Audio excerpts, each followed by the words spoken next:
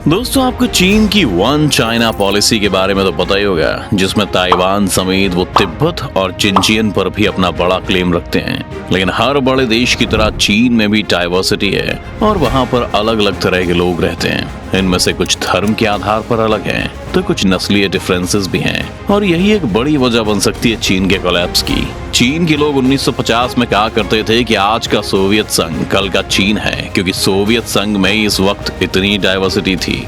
लेकिन आज सोवियत संघ टूटकर बिखर चुका है और अब तो चीन के साथ भी ऐसा ही कुछ लग रहा है। कितने हिस्सों में टूटेगा चीन और क्यों, आइए जानते हैं आज की इस वीडियो में। लेकिन वीडियो शुरू होने से पहले अगर आप चैनल पर नए हैं या आपने अभी तक चैनल को सब्सक्राइब नहीं किया है तो चैनल को सब्सक्राइब करना और बेल आइकॉन दबाना ना भूलें। चीन के डिफरेंसेस को समझने की शुरुआत हम चीन की डेमोग्राफी से करते हैं। चीन में सबसे ज्यादा पॉपुलेशन हैन चाइनीज की है, जो जनसंख्या का 91% है। लेकिन परेशानी ये है कि ज्यादातर हैन लोग चीन के पूर्व में रहते हैं, जो कि चीन का छोटा हिस्सा है। चीन के वेस्ट की तरफ ज्यादा एरिया है, लेकिन यहाँ पर दूसरी एथनिसिटीज के लोग रहते हैं, जैसे कि शिनजियांग में ज्यादातर लोग वो हैं जो मुसलमान हैं।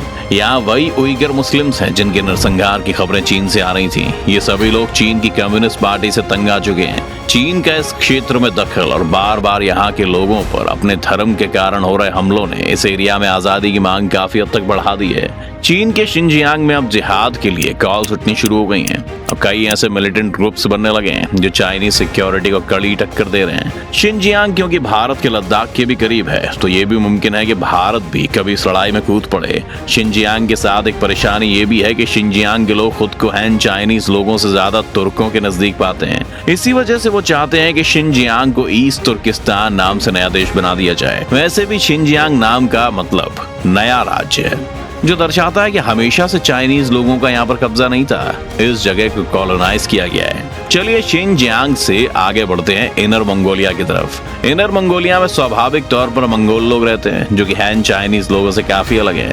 पहले पूरा मंगोलिया ही चीन का हिस्सा था, लेकिन 1911 में मंगोलिया चीन से अलग हो गया। लेकिन जिस हिस्से में मंगोल बच गए वो चीन में इनर मंगोलिया के नाम से जाना जाने लगा।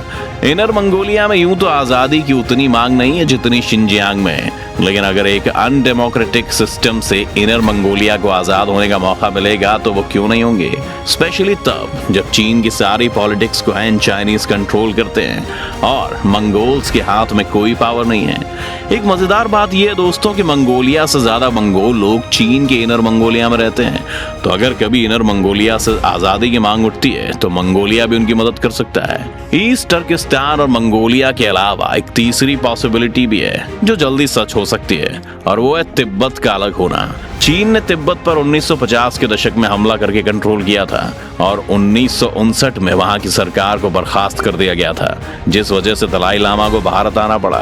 दलाई लामा कोई नाम नहीं है बल्कि एक पद है, जैसे पोप या प्रेसिडेंट। और तिब्बत की परंपरा में माना जाता है कि दलाई लामा पुनर्जन्म लेते हैं और आज तक एक ही दलाई लामा उन पर रूल कर रहा है। दलाई लामा को चीन का हेड माना जाता है, इसलिए अगर चीन को तिब्बत को अच्छे से कंट्रोल करना है तो उसे दलाई लामा को अपने साथ करना होगा। चीन ने इसके लिए तैयारी कर ली है। जिस बच्चे को करंट दलाई लामा के मरने के बाद नेक्स्ट दलाई लामा बनाया जाना था, उसे चीन ने 6 साल की उम्र में किडनैप कर लिया था।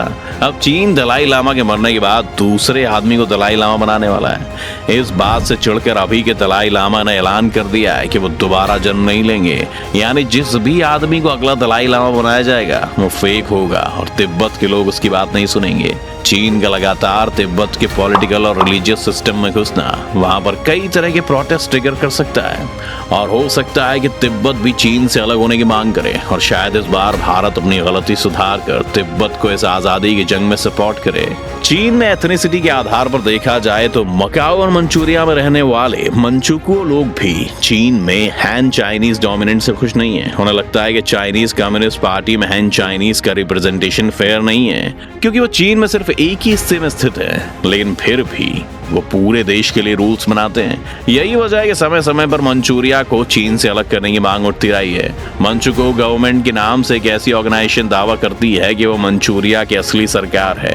ये वैसा ही है जैसे सुभाष चंद्र बोस ने एक वक्त पर आजाद हिंद सरकार स्टैब्लिश कर दी थी। मंचुकुओ गवर्नमेंट उस सारे एरिया पर क्लेम करती है जिसे जापान 1932 से 1945 के बीच मंचूरिया बांधता था और कंट्रोल करता था। इस ऑर्गेनाइजेशन ने 2019 में बाकी तरह की मंचू इंडिपेंडेंस ऑर्गेनाइजेशन को भी अपने में मर्ज कर लिया था।